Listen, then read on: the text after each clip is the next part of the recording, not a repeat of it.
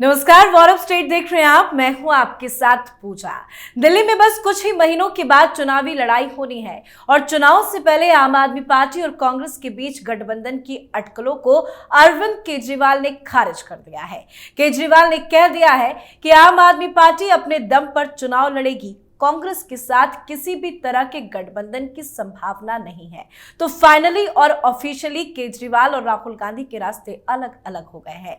तो दिल्ली की चुनावी लड़ाई पर आज तो चर्चा करेंगे ही, पर चर्चा राजनीति का केंद्र बने दिल्ली में चल रहे संसद के शीतकालीन सत्र को लेकर भी करेंगे, क्योंकि संसद में हर दिन हो हल्ला हंगामा विपक्ष का जारी है। विपक्षी पार्टियां, खास करके कांग्रेस पार्टी की तरफ से जमकर बवाल काटा जा रहा है। विपक्ष राज्यसभा के सभापति जगदीप धनखड़ के खिलाफ अविश्वास प्रस्ताव लेकर आया है, जिसको लेकर आज कांग्रेस अध्यक्ष मल्लिकार्जुन खड़गे ने प्रेस कॉन्फ्रेंस भी की। प्रेस कॉन्फ्रेंस कर खड़गे ने जगदीप धनखड़ पर कई सारे गंभीर आरोप लगाए। खड़गे ने कहा कि सभापति राज्यसभा में स्कूल के हेडमास्टर की तरह बिहेव करते हैं। विपक्ष का सांसद 5 मिनट भाषण दे दे तो वो उस पर 10 मिनट तक टिप्पणी करते हैं। वो हमेशा सदन को ठप करने की कोशिश करते हैं। सभापति ही अधिक व्यवधान डालते हैं। सभापति सदन में विपक्षी दलों को बोलने नहीं देते हैं और खुद आरएसएस की तारीफ करते हैं। इसी के साथ उन्होंने काफी कुछ कहा। तो राज्यों की लड़ाई के साथ साथ आज संसद की लड़ाई पर भी चर्चा होगी। चर्चा के लिए मेरे साथ स्टूडियो में मौजूद है कैपिटल टीवी के editor in chief doctor Manish Kumar और एग्जीक्यूटिव एडिटर राजीव जी। सर, आप दोनों का बहुत बहुत स्वागत है। धन्यवाद। सर, दिल्ली की चुनावी लड़ाई पे चर्चा करेंगे, लेकिन संसद में इतना हो हल्ला हंगामा क्यों मचा है? क्यों जगदीप धनखड़ को टारगेट किया जा रहा है? देखिए, जगदीप धनखड़ को इसलिए टारगेट किया जा रहा है क्योंकि कांग्रेस पार्टी के डेफिनेशन में he is not a good vice president. Good vice president कैसा हो वो मैं आपको आगे बताता हूं। वो उनके फॉर्मूले के हिसाब से नहीं बैठ पा रहे हैं। उनको लगता है कि भाई ये आदमी जो है हमारे प्रपंच को, हमारे प्रोपेगेंडा को आगे नहीं बढ़ने देता। संसद में हम लोग कुछ प्रपंच करना चाहते हैं, उस प्रपंच में ये होल कर देता है, उसमें छेद कर देता है। तो बड़ी दिक्कत है पढ़े लिखे लोगों से कांग्रेसी को। दूसरी चीज, प्रेस कॉन्फ्रेंस आपने किया, इंडी गठबंधन का प्रेस कॉन्फ्रेंस है। खड़गे के अलावा कोई बड़ा नेता तो नजर आया नहीं। कोई बड़ा नेता नजर नहीं आया। अखिलेश यादव नजर आए? केजरीवाल नजर आए? कौन फिर इंडी गठबंधन? कोई उद्धव ठाकरे के ग्रुप से कोई आया? सुप्रिया सुले नजर आती? कोई तो बड़ा बड़ा नेता होता। अकेले आप आ गए और एक पर्चा आपको थमा दिया गया। आप उसको लिटरली पढ़ रहे थे। क्यों? क्योंकि खेल और प्रपंच कहीं और से हो रहा है। खड़गे साहब से प्यादा बने हुए हैं। क्योंकि कांग्रेस के डिफिनेशन में अच्छा वाइस प्रेसिडेंट कैसा होना चाहिए? तो हामिद अंसारी जैसा होना चाहिए, है ना, जिसको 2-2 बार सोनिया गांधी ने उपराष्ट्रपति बना दिया। फिर वो नाराज हो गए कि हमें राष्ट्रपति क्यों नहीं बनाया, क्योंकि आईबी ने मना कर दिया। इनके खिलाफ जो रिपोर्ट आई वो कहा गया कि भाई ये आदमी को तो आपने 2 बार बना दिया, यही में बहुत बड़ी गलती हो गई। He was a good vice president. क्यों? ये आईएफएस ऑफिसर थे, इनको बना दिया गया ईरान में एम्बेसडर। और इनकी करतूत आप सुनोगे, आपका पैर के नीचे से जमीन खिसक जाएगी। पूरे मिडिल ईस्ट में रॉ के एम्बेसी में काम करने वाले हिंदुस्तान के जितने खुफिया एजेंट थे, सबको इसने एक्सपोज कर दिया। सबको इसने एक्सपोज कर दिया। रॉ के अधिकारी जो उस वक्त ईरान में पोस्टेड थे, उन्होंने इसका खुलासा किया कि किस तरीके से, और वहां पे रॉ के अधिकारी, कोई चीज होती थी आपस में, लोग बात करते थे कि एम्बेसडर को मत बताना, ये हामिद अंसारी को बताओगे, कल ये आईएसआई को मालूम चलेगा, ये पाकिस्तान को मालूम चलेगा। वहां सवाक नाम का एक एजेंसी है अमेरिका, ईरान के अंदर, उसको मालूम चल जाएगा। एक एक करके सारे एजेंट को वहां खत्म कर दिया गया। किसके कहने पे? गुड वाइस प्रेसिडेंट, है ना। तो हामिद अंसारी बहुत अच्छे, धनखड़ खराब। धनखड़ जो है वो नेशनलिस्ट है, ईमानदार है, उसके खिलाफ कुछ बोल नहीं सकते आप, तो वो खराब हो गए। लेकिन ये पाकिस्तान परस्त, क्योंकि अभी तक ये मिस्ट्री है कि सोनिया गांधी ने जिस शख्स को 2-2 बार उपराष्ट्रपति बनाया, वो सर्विस में रहते हुए, एम्बेसडर रहते हुए ईरान में, वो कितनी बार पाकिस्तान का सीक्रेट विजिट किया, यह अभी तक एक मिस्ट्री है। तो गद्दारों से इतना प्रेम है क्योंकि पूरी की पूरी मंडली ही गद्दारों की है। सवाल पूछा जा रहा है ना, सोनिया गांधी क्या कर रही थी भाई उस संगठन में जो हिंदुस्तान के खिलाफ प्रपंच कर रहा था? 95 से आप जुड़ी हुई हैं, अभी आप जुड़ी हुई हैं, नहीं जुड़ी हुई हैं, सवाल पूछा जा रहा है, कोई बता ही नहीं रहा। राहुल गांधी से पूछा जा रहा है भाई सोरोस से तुम्हारा क्या कनेक्शन है, तुम वहां जाकर के समंता से क्यों मिले, उज्बेकिस्तान में जाकर के तुम जाकर के वहां डोनाल्ड कीलू से वॉशिंगटन डीसी में जाकर के क्यों मिले, ये डीप स्टेट के लोगों के साथ तुम्हारा क्या रिश्ता है? रिश्ता तो बिल्कुल साफ है कि भारत जोड़ो यात्रा होता है इनका तो जॉर्ज सोरोस के लोग जो है उसको कंडक्ट कराते हैं, साथ में चलते हैं। आप जो है एडवाइजरी काउंसिल बनाती हैं। सोनिया गांधी जब यूपीए की सरकार थी, सुपर प्राइम मिनिस्टर बनी हुई थी, तो उसके अंदर जॉर्ज सोरोस के लोग थे। ये कौन है ये हर्षमंदर? तो ये इस तरह के लोगों की, इसलिए तो इनके पास कोई क्रेडिबिलिटी नहीं है कि आप इस तरह की बातें मतलब विपक्ष को ईमानदार उपराष्ट्रपति नहीं चाहिए। देखिए, विपक्ष को न ईमानदार उपराष्ट्रपति चाहिए और न ही सदन में सही बात कहने वाला उपराष्ट्रपति चाहिए। ये लोग बार बार, मल्लिकार्जुन खड़गे भी ये भूल जाते हैं कि क्या कहना चाहिए और क्या कह रहे हैं, इसलिए इनको स्क्रिप्ट लिख कर दी गई थी। रूल्स 267 का भी जिक्र ये ढंग से नहीं कर पाते। ये इनको लिख के दिया गया कि नाम उन्हीं लोगों का लेना जो कंट्रोवर्सी पैदा न कर सके। जैसा डॉक्टर साहब ने कहा, यूपीए 1 यूपीए 2 के समय हामिद अंसारी के बारे में तो इन लोगों ने नहीं बोला क्या? डॉक्टर सर्वपल्ली राधाकृष्णन जैसे उपराष्ट्रपति थे, डॉक्टर शंकर दयाल शर्मा जैसे उपराष्ट्रपति थे।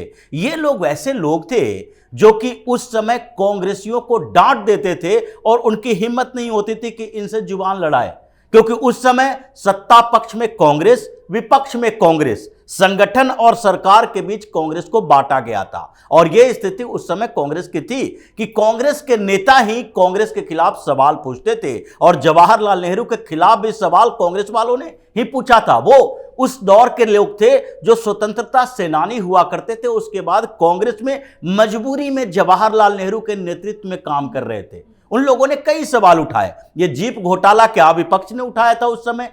वो जो डिफेंस में घोटाला हो रहा था, इंश्योरेंस में घोटाला हुआ, ये क्या विपक्ष ने उठाया था? कांग्रेस के लोगों ने उठाया था। और इसलिए उस समय की स्थिति का तुलना आज से करेंगे, जब से सोनिया गांधी का नेतृत्व हुआ है, उस समय की बात करो कि क्या क्या हुआ है। जैसा हामिद अंसारी के बारे में सारी बातें डॉक्टर साहब ने बताई, उसका जिक्र एक बार क्यों नहीं किया गया कि जैसे ही उनका नाम लेंगे फिर से सामने आ जाएगा। अभी मीडिया में इसके ऊपर चर्चा नहीं होती, सोच नहीं होता है कि देखो, अगर जिसका नाम लिया उन्हीं के बारे में देखो, जिसका नाम नहीं लिया उनके बारे में सोचो ही नहीं, उनके बारे में इन्वेस्टिगेट ही ना करो कि कांग्रेस के समय में क्या क्या हुआ था। लेकिन अभी क्या हो रहा है? अभी इन लोगों को फ्रीडम नहीं दी जा रही है। मल्लिकार्जुन खड़गे को क्या इस बात के लिए इजाजत दी जाए, जब बोलने के लिए जगदीप धनखड़ कहते हैं तो उसके बाद ये उठकर क्या करने लगते हैं? हम नहीं, हमें किसी कांग्रेसी की दया पर हम यहां नहीं आए हैं, हम सोनिया गांधी के कारण यहां बैठे हैं, सोनिया गांधी के कारण राज्यसभा में लीडर ऑफ अपोजिशन है।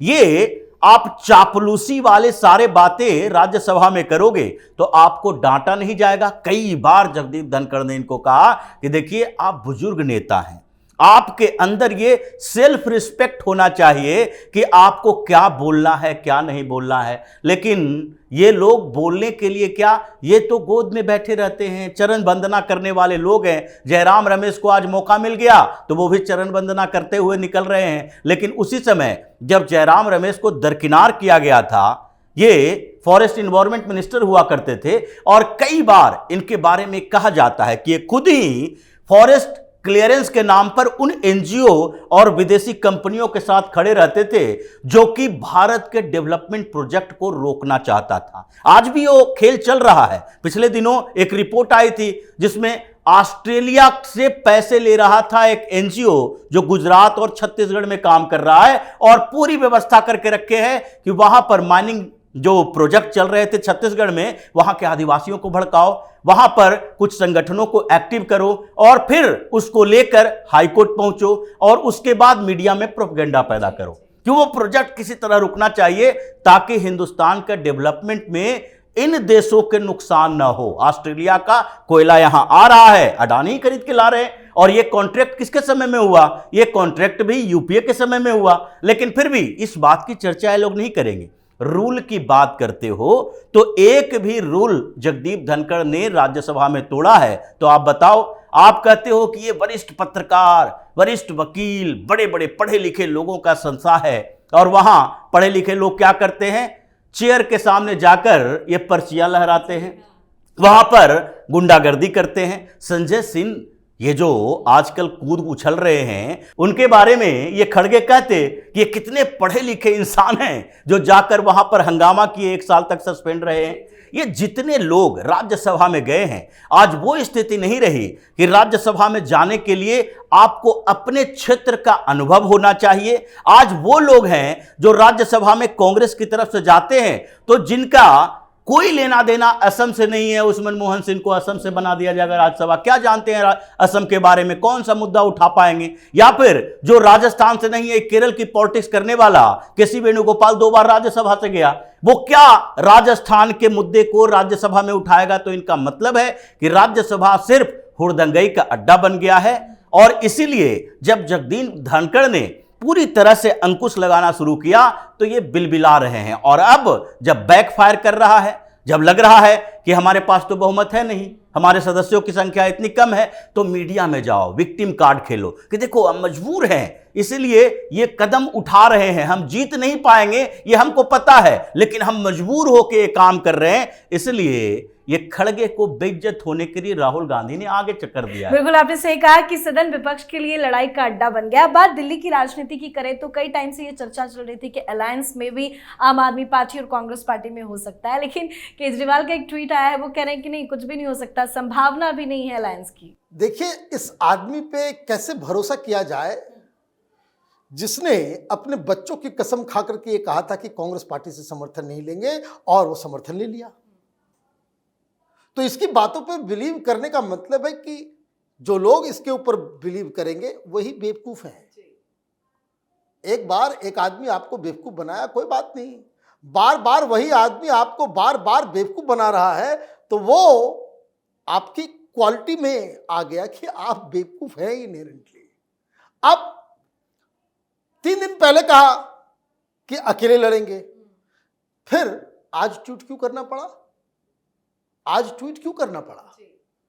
क्योंकि कल रात चोरी चोरी चुपके चुपके शरद पवार के घर में क्या करने गए थे? क्या करने गए थे आप बताइए? वहां अभिषेक मनु सिंघवी, खड़गे के राइट हैंड, ये चड्डा, आप खुद, ये तमाम लोग, क्या चल रहा था वहां पे? कि दिल्ली में कितना टेम्परेचर है ये डिस्कशन हो रहा था। हा? कैपिटल टीवी ने पहले भी बताया था कि 3 राउंड बातचीत हुई, 3 राउंड बातचीत हुई, सीट पे बातचीत नहीं हो पा रही है, सीट पे एग्रीमेंट नहीं हो रहा है। आप मैक्सिमम 4 देने के लिए तैयार हुए हो, वो कह रहे हैं कम से कम 15 तो दो। ये नेगोशिएशन चल रहा है, 3 राउंड बातचीत हो चुकी है, और जब पूछा गया तो पहले आपने कह दिया कि नहीं नहीं अकेले लड़ेंगे, मुंह सर झुका करके। वो वीडियो देखिएगा, झूठ बोलने वाला व्यक्ति कभी कभी बॉडी लैंग्वेज फेल कर देता है ना, उसको चेहरा छुपा करके कह रहा कि नहीं अकेले लड़ेंगे, और कल रात की खबर बाहर आ जाए, वो शाम, माने ऐसा होता है ना कि भाई वो तो मीडिया मैनेजमेंट पे चलता है ना, कि रात में देर रात मीटिंग हुई, आज सवेरे कहीं से कोई सुगुफा छोड़ दिया कि भाई ये लोग बातचीत कर रहे थे कल रात सीट शेयरिंग की, तो मेरा तो फेस खराब हो जाएगा। कारण कि उससे ये एक्सपोज हो जाएगा कि अरे बातचीत कर रहा है, इसका मतलब केजरीवाल को डर लग रहा है कि वो हार रहा है। भाई आप लोकसभा में क्यों गए साथ में मिलने? क्योंकि साफ मालूम है कि भाई हर बार मोदी के नाम से टकराते हैं तो हम हार जाते हैं, तो बीजेपी को हरा सके इसलिए हाथ मिला रहे हो। और जैसे ही आप अभी हाथ मिलाओगे ये मैसेज चला जाएगा कि भाई आप हार रहे हो, इसलिए आप गठबंधन के लिए करो। गठबंधन के लिए अभी भी बातचीत चल रही है, डोंट बी सरप्राइज्ड। कि अगले कुछ दिनों में कांग्रेस पार्टी और केजरीवाल के बीच गठबंधन हो जाए। क्यों? क्योंकि न्याय यात्रा में जब तक राहुल गांधी मैदान में नहीं उतरे तब तक समझिए बातचीत चल रही है। अदरवाइज न्याय यात्रा में जिस दिन राहुल गांधी, लेकिन न्याय यात्रा तो अब खत्म होने वाला है भाई, इसका मतलब है नहीं, वो तो दूसरा नाम फिर दे दिया इन लोगों ने। उन्होंने फिर कुछ नया नाम दिया है कि हर कंस्टिट्यूंसी में जाएंगे, हर जगह बातचीत करेंगे। राहुल गांधी, मेरा कहने का मतलब ये है कि दिल्ली में प्रचार के लिए उतरे बिना गठबंधन के, तो आप समझिए कि गठबंधन नहीं हो रहा है। अदरवाइज ये पॉसिबिलिटी से डिनाई नहीं किया जा सकता, क्योंकि केजरीवाल कांग्रेस को मना रहा है कि कम सीट पे ही एग्री कर जाओ, नहीं तो बीजेपी इस बार जीत जाएगी। तो क्या कांग्रेस मानेगी? पेच कहां फंसा है सर? देखिए, पेच फंसा है विकल्पों में। जिस तरीके के विकल्प दोनों के बीच चल रहा है, क्या केजरीवाल ने ये कहा कि हम कांग्रेस से गठबंधन क्यों करना चाहते हैं, या क्यों हम गठबंधन करके नहीं बल्कि अकेले इलेक्शन लड़ेंगे? अगर गठबंधन का मकसद क्या है ये बता दे पहले, कि गठबंधन का मकसद है भारतीय जनता पार्टी को हटाना, फिर अपने अपने स्तर पर थोड़ा सेक्रीफाइस कर लो, ये नहीं कह सकता। लेकिन दूसरी तरफ ये कह दे कि हम गठबंधन करके नहीं अकेले चुनाव लड़ेंगे, इसके भी रीजन दे दे कि भाई देखो, दिल्ली में हम अकेले चुनाव लड़ेंगे क्योंकि कांग्रेस की हमें जरूरत नहीं है, और फिर यहां पर जो स्थितियां चल रही है सीट नेगोशिएशन का, उसमें कांग्रेस की डिमांड ज्यादा है, यही बात बोल दे। या फिर ये कह दे कि नहीं, भारतीय जनता पार्टी के खिलाफ नहीं, हम तो अपनी सत्ता के लिए लड़ रहे हैं, हम किसी तरीके से इन प्रकारेण दिल्ली को जीत लेंगे। लेकिन ये बातें नहीं हो रही है, ये विकल्पों का टकराव चल रहा है। पहला विकल्प तो यही है, अरविंद केजरीवाल गिड़गिड़ाया, ये जो बात कर रहा है कि देखिए भाई, अभी हमारी पार्टी की स्थिति खराब है, विधायक छोड़कर जा रहे हैं, पार्टी में ऐसे कंफ्यूजन का माहौल चल रहा है कि हम जिसका टिकट काटते हैं पता नहीं होता कि 10 दिन के अंदर वो क्या कर लेगा। और ऐसी स्थिति में 62 विधायक है हमारे पास बचा क्या, 8 सीटें बची है। 8 सीटें हम देने के लिए तैयार है, लेकिन क्या कांग्रेस 8 सीटों पर मान जाए? ये कह रहा है कि अगर हम 15 सीटें दे दिए तो इसका मतलब है कि उन क्षेत्रों में हमारी पार्टी के नेता आपके लिए प्रचार नहीं करेंगे, वो तो एक तीसरा गुट बन जाएगा। तो स्थितियां दोनों के लिए खराब है, इस विकल्प पर बात हुई। लेकिन अब शरद पवार, जो कि आजकल एक नेगोशिएटर हो चुके हैं, अपने स्टेट तो हार चुके हैं, अपने लिए उनकी अपनी पार्टी बचाना मुश्किल लग रहा है, तो ये नेगोशिएट करने के लिए दिल्ली के ये दलाल मंडली के बहुत सारे नेता हैं, जैसे संजय राउत भी आजकल यही काम कर रहा है। तो ये लोग मिलजुल कर ये सोचते हैं कि इधर उधर की बातें करो, सब लोगों के बीच सामंजस्य बिठा के रखो, ताकि किसकी कब जरूरत पड़ जाए। तो ये मेडिएट करने के लिए गए थे कि कांग्रेस को हम मना लेंगे, आप एक सम्मानजनक तरीके से बताइए। लेकिन अगला विकल्प भी अरविंद केजरीवाल और कांग्रेस की तरफ से है, जैसे गठबंधन नहीं होने की बात चल रही है। लेकिन क्या ये दोनों इस बात के लिए राजी होगा, केजरीवाल कहेंगे, या फिर राहुल गांधी की तरफ से ये आएगा कि हम दिल्ली में इसलिए गठबंधन कर रहे हैं क्योंकि मुस्लिम वोट एकजुट रहे, मुसलमान वोट स्प्लिट ना हो, यहां भारतीय जनता पार्टी जीत जाएगी उसके बाद। तो अगला विकल्प यही तलाश किया जा रहा है कि देखो भाई, मुस्लिम वोट जो है एकजुट रहेगा, जो 18 से 20 सीटें हैं जहां मुस्लिम डोमिनेशन है, वहां पर कम से कम हम लोग एक दूसरे के साथ फ्रेंडली रिलेशन रखें। और आजकल इंडी अलायंस में फ्रेंडली चुनाव लड़ने की एक नई प्रक्रिया चल गई है, परंपराएं हर जगह, जम्मू कश्मीर हो, महाराष्ट्र हो, हर जगह पर ये लोग करते हैं कि 8 सीटों पर, 10 सीटों पर हम दोनों उम्मीदवार उतारेंगे और उसमें फ्रेंडली फाइट होगा। लेकिन कुछ सीटों पर हम दूसरे तरह से फ्रेंडली रिलेशन करेंगे कि 8 सीटों पर, 5 सीटों पर यहां मुस्लिम जनसंख्या वाला क्षेत्र है, वहां हम नहीं उतारेंगे, वो वहां नहीं उतारेगा, और दूसरी सीटों पर उतारेंगे जहां पर संभावना बहुत कम है। तो ये कई विकल्प चल रहे हैं और विकल्पों में समाधान नहीं निकल रहा। तो केजरीवाल, जो प्रेशर पॉलिटिक्स के लिए माहिर है, पहले भी माहिर रहा, लोकसभा चुनाव में भी, हरियाणा में भी, और अभी भी ये प्रेशर डाल रहा है कांग्रेस पर कि आपको 2-3 सीटें भी मिल जाए, ये काफी है जीत के लिए, क्योंकि खाता भी नहीं खुलता यहां, तो किसी तरह से बात बन जाए, ये दोनों साथ आने के लिए बेसब्र है। बिल्कुल सर, बहुत बहुत धन्यवाद सर आप दोनों का। धन्यवाद। तो दिल्ली विधानसभा चुनाव से पहले आम आदमी पार्टी और कांग्रेस के बीच गठबंधन की अटकलों को अरविंद केजरीवाल ने फिलहाल खारिज किया है। केजरीवाल ने कहा है कि दिल्ली में आम आदमी पार्टी अपने बलबूते पर चुनाव लड़ेगी, कांग्रेस के साथ किसी भी तरह के गठबंधन की संभावना नहीं है। साथ ही चुनाव से पहले आम आदमी पार्टी में बड़ी फूट भी है। केजरीवाल कई मामलों में बुरे फंसे हैं, तो वहीं संसद में मोदी सरकार को घेरने चला विपक्ष खुद ही चारों तरफ से गिर गया है। तो दिल्ली की राजनीति और संसद की राजनीति दोनों पर आप अपनी राय कमेंट कर लिखें। देखते रहिए कैपिटल टीवी। नमस्कार।